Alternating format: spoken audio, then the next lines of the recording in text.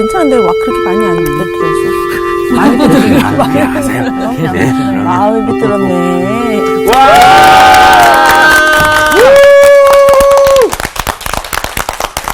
안녕하세요. 안녕하세요. 반갑습니다. 네. 잘 지내셨어요? 네. 반갑습니다. 네. 우리 상훈 학생 네. 건강하시죠? 네, 건강합니다. 네, 반갑습니다. 자, 오늘 복습을 우리 네. 향기 학생이 네. 한번 해봤으면 좋겠는데.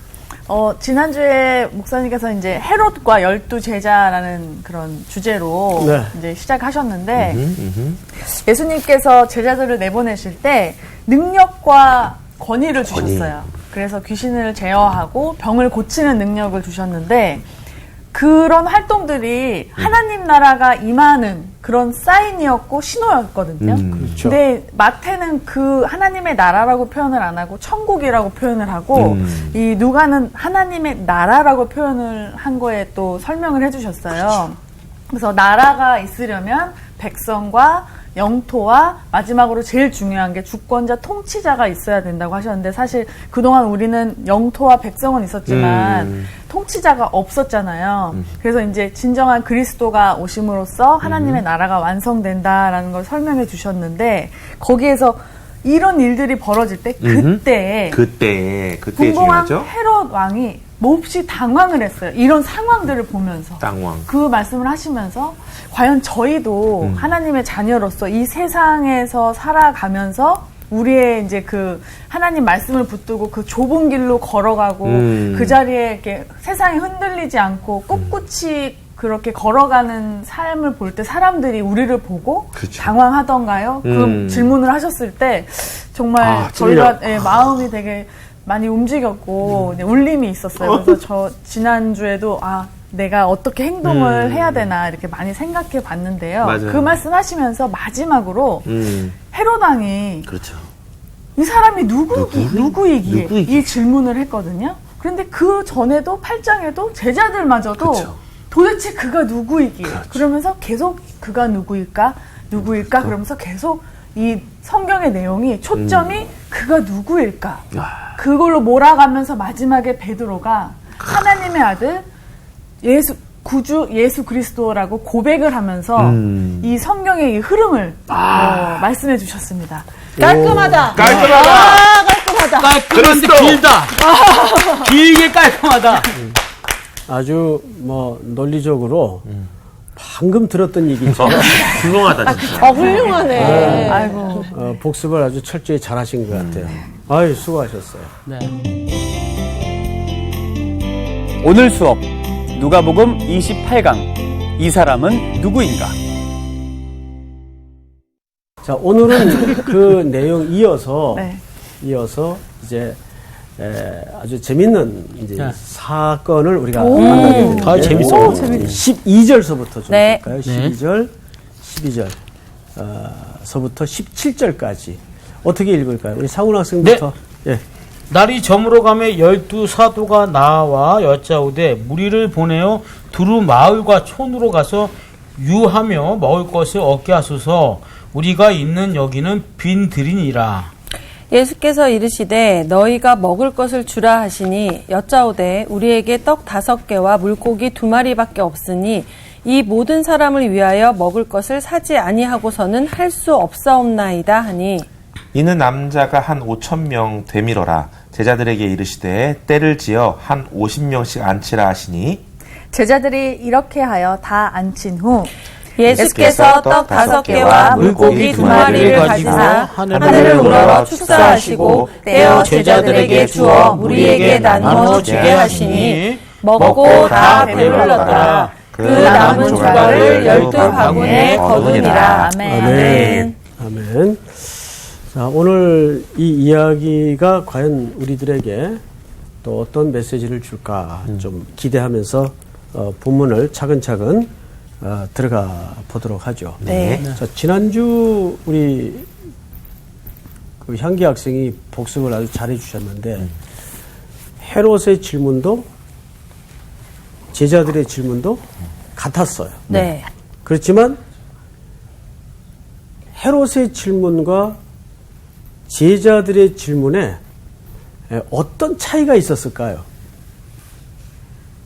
질문은 같아요. 음. 저가 누구신가? 근데 그 내용으로 들어가면 제자들이 물었던 질문의 의도와 헤롯이 물었던 질문의 의도와 어떤 차이가 있는 것 같아요? 궁금해요. 광호 학생, 네. 한번 그냥 글쎄요. 제자들이 누구인가라고 하는 질문에는 이 사람이 누군지 정말 알기 원하는 그래도 그 갈망이 있는 것 같고, 헤롯의 그 부분에는 누구인지를 알기 원하는 마음보다는 당황스러운 그 마음이 더 큰 것 같습니다. 이 두 가지가 알고 싶은 마음, 알고 싶지 않은 마음이 아닌가 하는 생각을 해봤습니다. 알고 싶은 마음, 알고 싶지 않은 마음. 또 아니 근데 그 제자들은 메시아를 엄청 기다리고 있고 그분이 이분이라고 생각하고 있잖아요. 근데 이분이 뭐 아니지 모르지. 왜 몰라? 그러니까 그 아니죠. 아직은 그 단계가 안 갔지 지금. 이 상황은 너무 웃겨. 나가서 해결을 좀 하고. 아니 그 단계까지 아직 안 갔잖아. 그만 왜 싸우지 말고. 쫓아댕겨? 아니, 둘이 뭐 꽁트예요? 죄송합니다. 어이가 없어서. 자, 왜 그래 둘이? 참나. 헤롯의 질문과 제자들의 질문의 형식은 같아요. 네. 이분이 누구신가? 네. 그런데 헤롯은 결국 멸망으로 가잖아요. 네. 네. 네? 그렇게 정리할 수 있구나. 근데 제자들은 9장 20절에서 베드로의 뭘로 결론이 나요? 고백으로. 고백으로. 네. 베드로의 고백. 네. 네. 주는 그리스도시요 살아계신 하나님의 아들. 아들이십니다. 예, 다른 복음에는 그렇게 쓰여져 있죠. 네. 하나님의 그리스도이십니다. 네. 로 결론이 나잖아요. 네. 그러니까 같은 질문, 다른 결론. 이렇게 정리를 네, 네. 하면서 드디어 예수님은 이 제자들에게 자기를 뭐하기 시작하세요? 열어 보여주기 시작하세요. 오픈하시기 시작. 이것을 자기 계시라 그래요. 자기 계시. 자기 계시. 자, 여기서 이제 서서히 성경의 패턴이 달라져요. 그 달라지는 패턴이 뭐냐 하면, 첫째가 예수님은 얼마 있지 않아서 슬프고도 비참한 죽음을 맞이할 거예요. 네. 이제 그 시간이 다가오고 있다. 네네. 그래서 이제 자기를 서서히 선명하게 메시아로서 자기를 계시하기 시작하십니다. 네네. 그리고 두 번째는 아직은 제자들이 고백은 했으나 예수님의 통전적인 사역의 길에 대해서는 몰라요. 네. 이 고백하고 나서 예수님이 내가 이제 곧 죽을 거라 그러니까 베드로가 뭐라 그래요? 죽지 말을. 네. 절대 그런 일이 일어날 수 없습니다. 그렇죠. 말리잖아요. 네. 그래서 사단아! 사단 맞죠? 사단. 금방. 네. 멋진 고백. 그건 베드로가 사단이라는 말이 아니고 그렇죠. 네. 그 사단적 네. 네. 의도를 야단친 거죠.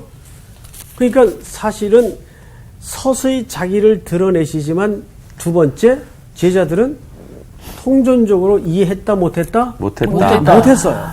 그래서 이 예수님의 딜레마예요. 예수님의 딜레마가 뭘까요? 제가 예를 한번 들어볼게요. 제가 이제 앞으로 우리 광호 학생하고 아주 중요한 어떤 사역을 해야 되는데 광호 학생이 저를 쫓아다니긴 다녀요. 그런데 제가 하는 일에 대해서 아직 깜깜이야. 그러면 보통 사람들 같으면 아유 얘는 안 되겠다. 그냥 포기시키거나 다른 대안을 찾던가. 네. 근데 주님은 그러지 않는단 말이에요. 네. 이제 겨우 까막 눈에서 이제 사물 정도 분별하는 눈이 열어진 상태인데 네. 이걸 데리고 가마로 이 딜레마를 사람들은 느끼겠죠. 네.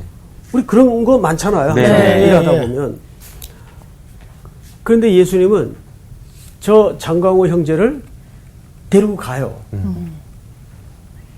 그러면 이런 걱정이 들지 않겠어요? 어쩌시려고? 저렇게 그냥 원석 같은 다듬어지지 않은 고생을 사서 하네. 예? 사람을 어쩌시려고? 많이 다듬어야 되는데. 네. 얼마나 고생이겠어요, 피차가. 네. 못 알아듣고 있는 본인도 고생이고, 맞아. 이걸 데리고 이제 때로는 끌고도 가고, 달래도 가고, 같이 쉬었다 가고, 아직도 멀었냐? 이렇게 가면서. 그러니 주님이 이런 제자들의 상태를 보면서 얼마나 딜레마가 컸겠어요. 네. 그런데 이들에게 사역을, 동역을 맡깁니까? 안 맡깁니까? 맡깁니다. 맡겨요. 성경에는요, 굉장히 놀라운 질서 하나가 있어요. 뭐냐 하면, 자, 창세기에 보면, 제일 먼저 아담을 만들어요. 그런데 아담을 딱 만들어서 보시기에 좋았는데, 홀로 있는 게 좋지 않게 보였어요. 그렇죠? 예.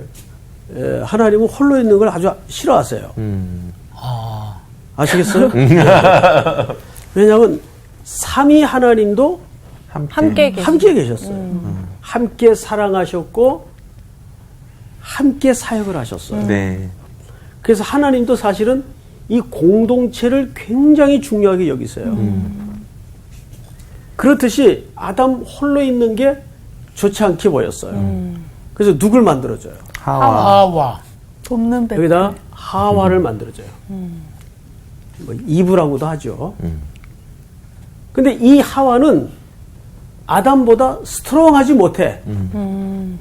그러니까 약한 그릇이라 그랬어요. 네. 근데 잘 보세요. 약한 그릇인데 뭘로 만들어줘요? 돕는 돕는 배필. 배필로. 아담으로. 돕는 배필로 만들어줘요. 그럼 누가 누구를 돕는 거예요? 자기가 자기를 돕는 거죠. 약한 아담이 자가 하와가 아담. 서로를 하와가 네. 약한 자가 강한 자를 누구를 도와요? 아담을 도와요. 이 역설을 어떻게 이해하시겠어요? 음. 여러분 그 풀러 신학교에 월드 비전을 오랫동안 섬겼던 그 브라이언트라는 교수님이 계세요. 이분이 쓴 책 중에 번역이 돼서 나온 걸로 알고 있는데 가난한 자와 함께 하는 선교라는 책이 있어요. 이 번역 이름인데 뭐 아마 이 책이 맞을 겁니다. 제가 아직 좀 읽었던 책 중에 하나인데 여기에 보면 이분이 이런 얘기를 해요. 우리가 약한 자를 도와요. 네. 그리고 돕는 과정에서 하나님의 사역에 우리가 동참을 하는 거죠. 네. 예? 하나님이 늘 약한 자의 마음을 두고 계시니까. 그래서 우리가 돕는다니까 항상 우리 인식 속에는 이제 이게 잘 들으셔야 돼요. 네. 우리 인식 속에는 늘 돕는 나는 갑이야. 그리고 여기는 항상 의리되는 대립구도로 구조적 이해를 갖고 있어요. 네네네. 근데 이분이 이 책에서 그게 아니라는 거죠. 사실은 돕는 과정에서 이 약한 자가 갑을 돕고 있다는 거예요. 그래서 이 갑을 통해서 을을 도울 때 이 사람의 네. 스토리도 새로워지지만 돕는 갑의 스토리도 새로워진다는 거예요. 네. 그렇지. 그래요, 안 그래요? 예. 정확하게 그렇습니다. 무슨 얘기냐면 제가 어느 그 원로 장로님이신데 며느리하고 아들이 다 그 직장을 나가요. 그러면 이제 그 아기가 둘이 있는데 이 할아버지가 할머니도 안 계신데 하루 종일 그 아기를 보셔야 돼요. 힘들겠어요? 안 힘들겠어요? 너무 힘드실 것 같아요. 너무 힘들죠. 네. 그래서 제가 이제 그 장로님을 만날 때마다 장로님 힘드셔서 어떡해요? 그러면 이 장로님이 0.1%도 가식 없이 뭐라고 얘기를 하냐면 경상도 분인데 목사님 그런 소리 하지 마세요. 내가 개들을 돌보는 게 아니라 개들이 나를 돌봐줘요. 맞아. 애기들이 이게 무슨 소리예요? 그랬더니 자기가 걔네들을 돌보면서 너무너무 살아난대요. 맞아. 너무 기쁘고 너무 행복하고. 근데 이게 제가 딱 느끼잖아요. 0.1%도 가식이 맞아요. 아니에요. 그러니까 그 장로님 정확한 표현은 얘들이 날 돌봐준다는 거예요. 와, 난 손주 자랑은 돈 주고도 한다는데 그게 정말 실감이 되더라고요. 곧 실감하시게 될 거예요. 그런데 아멘. 그런 날이 꼭 오기를 바랍니다. 네. 그러면서 이 세상에 하나님이 경영하는 방식이 꼭 그래요. 우리가 누군가를 도우면 그 사람의 이야기만 새로워지는 게 아니에요. 그치, 나의 돕다가 누구의 이야기가 새로워져요. 나의 이야기. 내 이야기가 새로워진다. 네. 그래서 누가복음 9장에도 보면 예수님이 늘 어디를 누구를 쫓아다녀요. 제자들 연약한 자, 연약한 자들. 병든 자들, 맞아요. 그렇죠. 가난한 자들. 그런데 그런 상황을 통해서 예수님은 뭘 누리죠? 행복을 누리시죠. 네네네. 이게 아주 공동체의 중요한 질서입니다. 네네.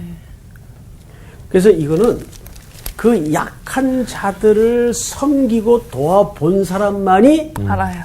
알 수 있는 진정한 행복이에요. 네. 그러니까 이게 돕는다라는 그냥 말보다 함께 가는 것 같아요. 맞아, 그렇죠. 맞아. 네. 그래서 사실은 돕는다라는 표현이 아니고 네. 이게 함께한다는 의미예요. 그런 것 같아요. 그리고 실제 보면 여러분 빨리 어디를 찾아보시냐면 신명기 12장을 보세요. 신명기 네. 12장에 보시면 이제 가나안 땅에 들어가서 이들이 지켜야 될 것에 대해서 설명을 하는데 자 12장 쭉 보시면 7절을 보세요. 7절을 우리 상훈 학생이 읽어보세요. 거기 곧 너희의 하나님 여호와 앞에서 먹고 너희의 하나님 여호와께 너희의 손으로 수고한 일에 복 주심으로 말미암아 너희와 너희의 가족이 즐거워하시니라. 자, 잘 보세요. 너희와 너희 누가? 가족이. 자, 그러면 이 가족의 범위가 여기는 뭉뚱그려 나왔지만 네. 다음 절을 보고 어느 범주까지인가를 정확하게 설명합니다. 12절 우리 수희 학생. 너희와 너희의 자녀와 노비와 함께 자, 잘 보세요. 누구까지 가족으로 범주에 노비까지. 노비까지입니다. 노비란 그 당시에 가장 처절한 인생의 범주에 속하는 인물이에요. 네. 네. 자, 우리 광우 학생이 18절을 읽어보세요. 오직 내 하나님 여호와께서 택하실 곳에서 내 하나님 여호와 앞에서 너는 내 자녀와 노비와 성중에 거주하는 레위인과 자, 함께 여기에서도 누가 들어갑니까? 노비가 자녀. 자, 이제 성경을 보시면 이제 앞으로 되돌려서 네. 그러니까 아까도 얘기했지만 하나님은 그분의 사역의 성격 자체가 공동체를 통해서 일하세요. 네. 그래서 창세기에 보면 하와를 만드시는데 이 하와는 아담보다는 이게 약한 그릇이라는 표현을 써요. 네. 성경에 보면. 근데 이 약함을 통해서 누굴 돕도록 해요? 아담을 돕도록 해요. 그러니까 우리 수희 학생도 방금 그 얘기를 했지만은 돕는다는 개념을 새롭게 가져야 돼요. 강한 자가 약한 자만을 돕는 게 아니에요. 우리가 그들을 돕다가 그들이 사실은 누굴 새롭게 해준다고요? 나의 스토리를 새롭게 해준다고요. 저도 이제 앞을 보지 못하는 맹인들하고 13년간 이렇게 살았던 그들을 섬겼던 기억을 되돌려 보면 사실 그때 제가 그들을 돕는 줄 알았어요. 그 누가 와서 아유, 젊은 사람이 어떻게 이렇게 귀한 일을 해? 그러면 잘난 체 하느라고 또 소명 때문에 뭐 이랬어요. 그런데 이제 철이 들어서 되돌려보면 그분들이 저를 만들어 놨어요. 네. 제가 소름이 끼칠 정도로 놀랐어요. 그분들을 통해서 제가 만들어진 게 많더라고요. 사람에 대한 이해를 배웠고 하나님의 마음을 배웠고 또 그 앞을 보지 못하는 이들에게 여러 가지 묘사와 설명을 하느라고 고민하는 가운데 표현력도 되게 풍부하고. 설교자로서 연단도 되었고 그거 돈 주고 살 수 있는 어디서 배울 수 있는 문제가 아니잖아요. 네. 보니까 내가 그들을 도왔던 게 아니라 그들이 저를 만들었더라고요. 네. 그러니까 공동체라는 말은 바로 함께라는 중요한 의도가 거기 있는 거예요. 네. 네. 거기서 행복을 누릴 때 성경은 그것을 안식이라고 말합니다. 안식. 네. 그러니까 우리가 안식하면 모든 게 넉넉하고 염려, 걱정 없고 이런 걸 안식으로 이해를 하죠. 성경은 그걸 안식이라고 말하지 않아요. 성경은 약한 자나 강한 자나 하나님 앞에서 서로 함께하는 가운데 행복을 누릴 때 그거를 안식이라고 이야기합니다. 네. 그거를 하나님의 샬롬이 임했다고 얘기합니다. 네. 네. 우리 기독교인들의 정의는 다르게 가져야 돼요. 네. 자, 이 얘기를 긴 서론을 통해 왜 하느냐 하면 이유가 있어요. 오늘 이제 그 장면을 네. 좀 보도록 하실 텐데 12절 날이 저물어 가매 12사도가 나와 여짜오되 무리를 보내어 두루 마을과 촌으로 가서 유하며 먹을 것을 얻게 하소서 우리가 있는 여기는 빈들입니다. 요즘 이런 찬양이 있죠. 날이 저물어 갈 때 빈들에서 걸을 때. 그 찬양이 어떻게 앞에 시작이 되죠? 그 찬양 참 좋더라고요. 시작인 겁니다. 날이 저물어 갈 때. 네. 빈들에서 걸을 때. 그때가 하나님. 자, 다음 시간에 우리 예, 알겠습니다. 다음 네. 시간대. 자, 그런데 요 12절을 제가 다른 번역본을 좀 한번 읽어드릴 네. 테니까 요 느낌과 제가 읽어드리는 번역본의 느낌이 어떻게 다른가를 한번 느껴보세요. 네네. 그냥. 네. 요거는 이제 새 번역입니다. 그런데 날이 저물기 시작하니 12 제자가 다가와서 예수께 말씀드렸다. 무리를 헤쳐보내어 주위의 마을과 농가로 찾아가서 잠자리도 구하고 먹을 것도 구하게 하십시오. 우리가 있는 여기는 빈들입니다. 이 뉘앙스는 어떻게 들으셨어요? 여기서는 해결이 안 됩니다. 뭐 이런 거 아니에요. 그러니까 이들은 지금 사실 뉘앙스상 어떤 방법을 내놓은 게 아니에요. 네, 네. 이 상황에서 네. 이들 우리가 어떻게 할 수가 예, 없습니다를 그러니까요. 예. 강조하는 내용이에요. 그 뉘앙스를 제가 그래서 이해하라는 말이 거기 있습니다. 그러니까 꼭 내용을 들여다보면 방법을 내놓는 것 같은데 네. 뭐 이렇게 사실은 하겠습니다 할 것 같은데. 우리가 이거 어떻게 못합니다. 안 돌려보내십시오. 돼요, 이 얘기를 하는 거예요. 그 이거는 합리적이에요? 합리적이지 않아요? 합리적이지 않아요. 합리적이지. 합리적이지. 합리적이죠. 5천 명이 넘는데 이거. 나는 저물고 예, 예. 여기 네. 숫자로 헤아린 숫자만 남자만 남정 5,000 장정수가 5천 명이라면 네. 만 명. 최소한 15,000명은 돼요. 그렇죠. 네? 맞아. 아이들. 여자들 포함 안 됐을 네, 거고 네, 네. 아이들 아이들. 당연히 맞겠죠. 포함 안 됐을 거고 네. 그때는 아이들이 온전한 인간으로 인격으로 대우받지를 못하던 네, 네, 시대예요. 네. 그런데 어떡하라? 이 상황을. 그렇죠. 방법은 모색을 해야 합리적인 거 아닙니까? 그 지금 하잖아, 모색. 합리적이라고 그러니까. 이게 합리적인 모색 아니에요. 자, 정신 차려. 정신 없어. 왜 그래 아까부터?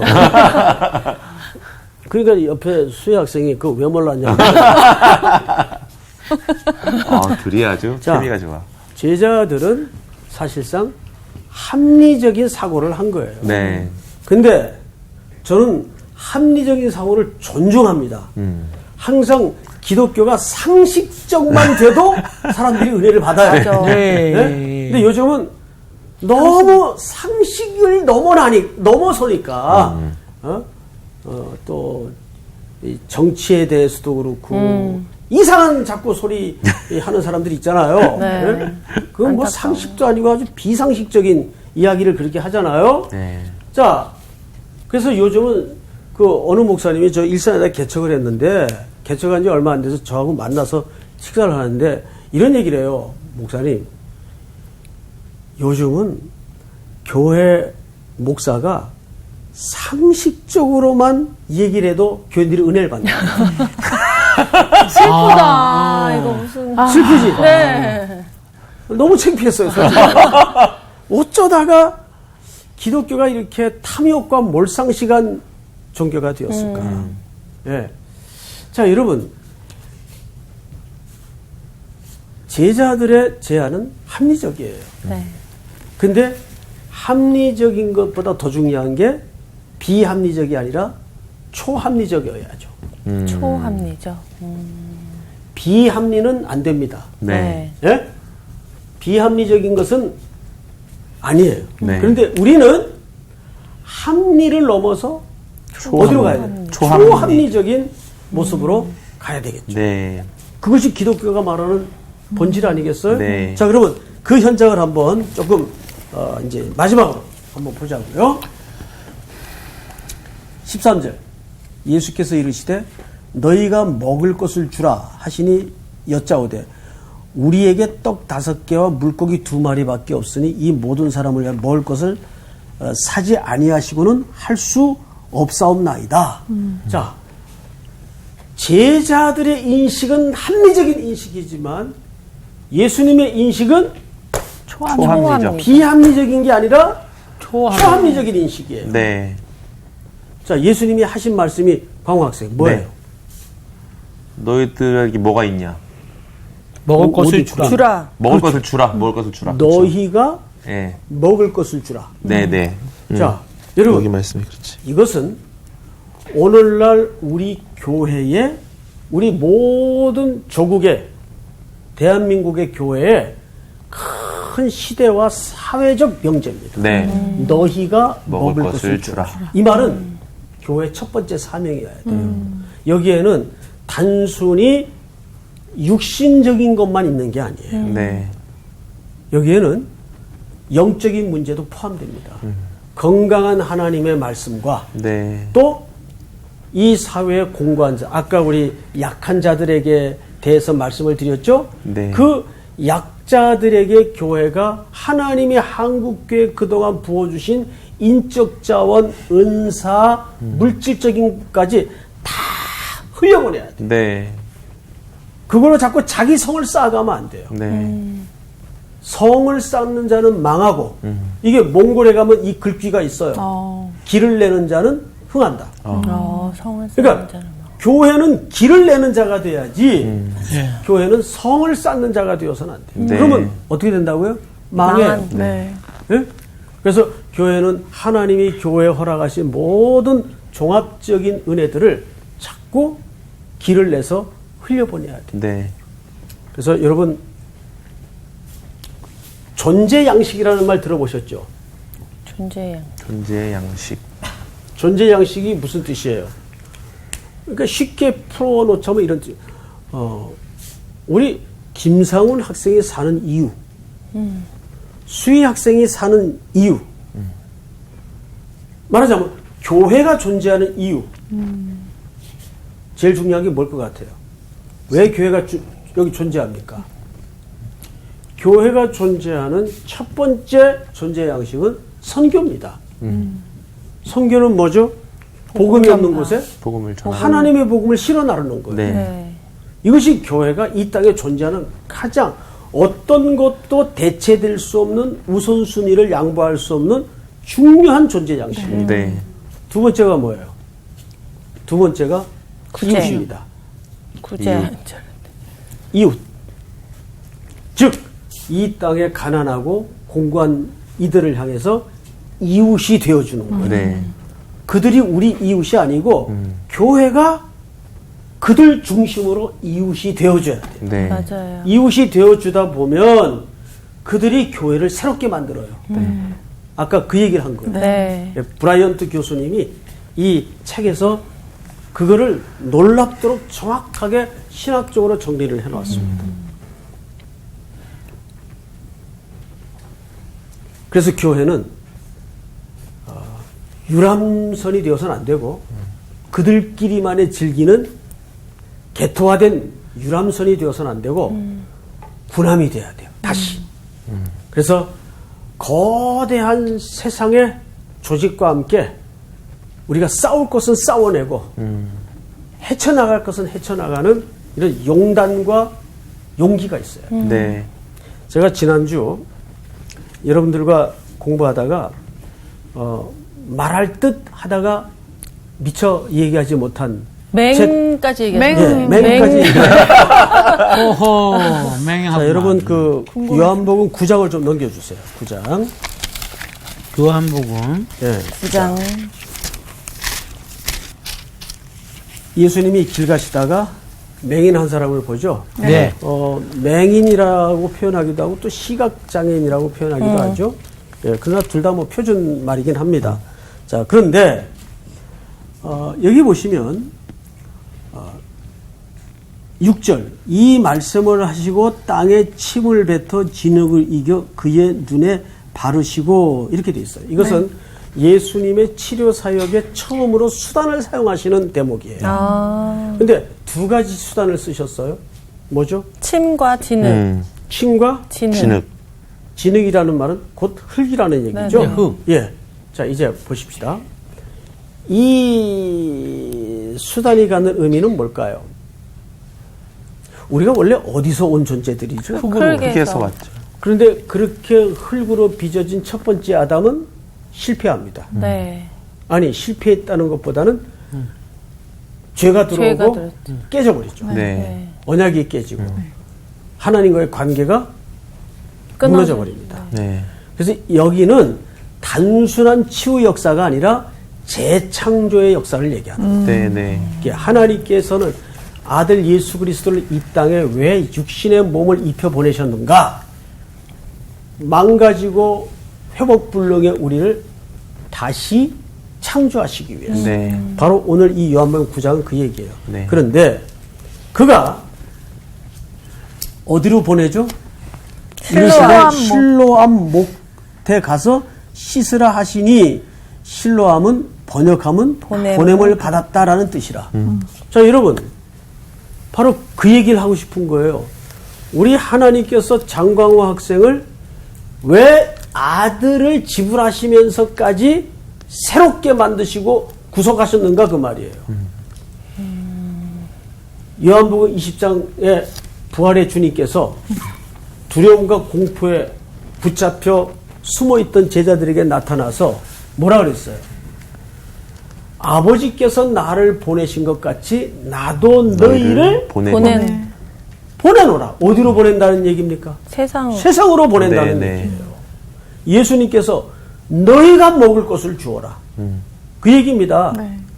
그런데 그들이 지금 준비가 된 사람들이 아니란 말이에요. 네. 지금 잡힐세라 지금 이스라엘 당국의 입장에서는 우두머리가 잡혔으니까 이 졸개들이 다 지금 붙잡힐까봐 어느 집에 숨어서 벌벌 떨고 있는 상황이란 말이에요. 근데 그런 사람들에게 나타나서 예수님이 숨을 내쉬며 가라사대 성령을 받으라 하고는 내가 너에게 평안을 끼치노니 그 평안을 선언해요. 너에게 평안이 있을지어다 아버지께서 나를 보내신 것 같이 나도 너희를 보내노라. 그러면 지금 이 상태의 제자들이 가서 뭘 옳게 할 수 있겠어요? 여기서 만나는 제자들이나 거기서 만나는 제자들이나 준비한 된 건 똑같아요. 그러니까 뭐가 다 거짓말인가 하면 나 준비되면 하겠다는 사람들 가지 말이에요. 그 준비된 거 쓰는 거 아니에요, 하나님께서. 네. 맞습니다. 하나님이 하시는 하나님이 하시는 거예요. 네. 그걸 몰라요. 자, 그래서 이 사람이 실로암 목가에 가서 눈을 씻으니까 눈이 떠져요. 네. 근데 그 연못의 이름의 해석이 뭐라고요? 보냄을 보냄을 받았다. 보냄을 받았다. 이 사람이 다시 공동체로 들어가서 자기가 눈뜬 과정을 증거합니다. 네. 근데 그 증거가 웃겨요. 예수님에 대해서 미주알 고주알 설명하는 게 아니에요. 그냥 자기에게 일어난 팩트 체크를 하는 거예요. 자기에게 일어난 일만 그냥 얘기를 하는 거예요. 간증. 그러다가 거기서 파문을 당하죠. 쫓겨나요. 그러니까 구원받으면 따라다니는 게 이제 새로운 고난이 온다는 걸 잊어서는 안 돼요. 자, 오늘 이야기를 이제 마감을 해야 될 시간이 왔어요. 9장으로 다시 넘겨서 9장 맞죠? 네. 예. 9장을 보시면 자 13절 예수께서 이르시되 너희가 먹을 것을 주라. 이것은 오늘날 누구의 사명이어야 한다고요? 제자들, 교회들. 교회의 사명이요? 네, 교회의 제자. 사명이라면 당연히 우리의 사명. 조수의 사명이요, 장광우의 사명이요, 네. 송태근의 사명이어야 된다고. 그러니까 여기서 너희가 먹을 것을 주라라는 게 딱 육적인 음식을 얘기하는 게 아니었네요. 그것을 사실은 내포하는 얘기죠. 종합적인 얘기죠. 그렇죠. 다 포함이 너희가 되는 거. 먹을 것을 주라. 그래서 우리는 구원을 받고 공부해서 남 주자. 남조라. 네. 공부해서 남 주나? 네. 네. 우리 그렇게 야단 맞고 공부를 했기 때문에 지금 이렇게 된 거예요. 아, 그러네. 우리는 공부해서 누구 줘야 돼요? 남줘야 됩니다. 5천 명을 먹이 살리는 사람이 있는데 5천 명 혼자 먹고 사는 사람이 있어요. 네. 신도한 거죠? 네. 예. 그래서 저는 결혼 주례할 때 꼭 청년들한테 약속을 받아요. 5천 명분 먹고 살래, 5천 명을 먹여 살릴래. 예? 다르죠? 네. 예. 너희가 먹을 것을 주어라. 네. 그런 그리스도의 제자들이 되기를 바랍니다. 네. 자, 마지막으로 이 제자들이 이런 얘기를 해요. 여짜오되 우리에게 떡 5개와 물고기 2마리밖에 없으니 이 모든 사람을 위해 먹을 것을 사지 아니하고서는 할 수 없나이다. 이렇게 돼 있어요. 이게 무슨 뜻일까요? 이런 얘기죠. 오래전에 제가 한번 예를 드렸던 기억이 나는데 누가 광우 학생한테 돈을 끌어왔어. 네. 형 1,000만 원만 꿔줘. 야, 나 돈 없어. 그러면 900만 원밖에 없다는 얘기인지 500만 원밖에 없다는 얘기인지 잘 몰라. 근데 광우 학생이 센스 있게 주머니를 뒤지더니 야, 내 지금 가지고 있는 게 10원짜리 하나다. 그러면 확신이 없는 거죠. 아, 진짜 좀 그러네. 확 들어요. 10원. 예. 야, 내 지금 주머니에 있는 거랑 10원짜리 하나밖에 없다. 그러면 이거 완전히 알거지라니. 그러니까 오늘 여기 등장하는 물고기 몇 마리입니까? 2마리. 2마리. 떡 우리 5개. 떡 5개는 요게 빌미가 될 수 있다는 말이 아니에요. 이 상황을 그렇죠. 네. 극복하기에는 얼마나 불가능한 현장인가를 네. 이런 은유법으로 설명을 하는 겁니다. 네. 그러자 예수님께서 백성들을 어떻게 앉히는가를 잘 보세요. 이는 남자가 한 5천 명이로라. 남자 장적 숫자를 얘기합니다. 네. 제자들에게 이르시되 때를 지어 한 50명씩 앉히라 하시니 자, 저를 보세요. 때를 지어 몇 명씩 앉히라? 50명. 50명씩. 이 단위는 아주 중요합니다. 시간이 없으니까 이제 종칠 시간 다 됐어요. 시간이 없으니까 바로 설명을 드릴게요. 출애굽기 18장에 보면 네. 네. 백성들을 구분하는 단위가 최소 단위가 50명이에요. 그래서 많은 학자들이 이 벳세다 들판의 오병이어의 기적을 제2 출애굽 사건으로 이해를 합니다. 50부장, 100부장 이런 거. 그러니까 50부장, 100부장 이렇게 구분을 단위로 합니다. 네. 네. 그러니까 여기에서 50명씩 앉히라는 말은 그 출애굽기에 백성들이 구분짓고 단위가 형성되는 것처럼 이 백성들이 예수님의 생명의 떡을 먹음으로써 새로운 출애굽을 설명하는 것이다. 이렇게 이제 해석들을 해요. 네. 네. 자, 그러면 이 사건을 종합해서 설명을 하면 이런 얘기가 됩니다. 우리는 예수 그리스도라는 생명의 떡을 통해서 그분은 십자가에 자기 살을 찢고 피를 흘려 이제 우리에게 생명의 떡이 되세요. 네. 이 사건을 통해서 그것을 설명하는 겁니다. 네. 제자들에게 이제 나는 곧 이렇게 너희들의 생명의 떡이 되기 위해서 죽으러 갈 것이다. 그리고 그렇게 새로 거듭난 공동체는 피조물이 된 공동체는 새로운 교회라는 공동체를 이루어 뭐하라는 얘기예요? 선교하고 그 은혜를 선교로 이웃으로 나누고 또 흘려보내라는 얘기예요. 네. 새로운 출애굽을 설명하는 거예요. 네. 이해가 되죠, 여러분? 네. 자, 오늘 공부는 여기서 마치겠습니다. 감사합니다.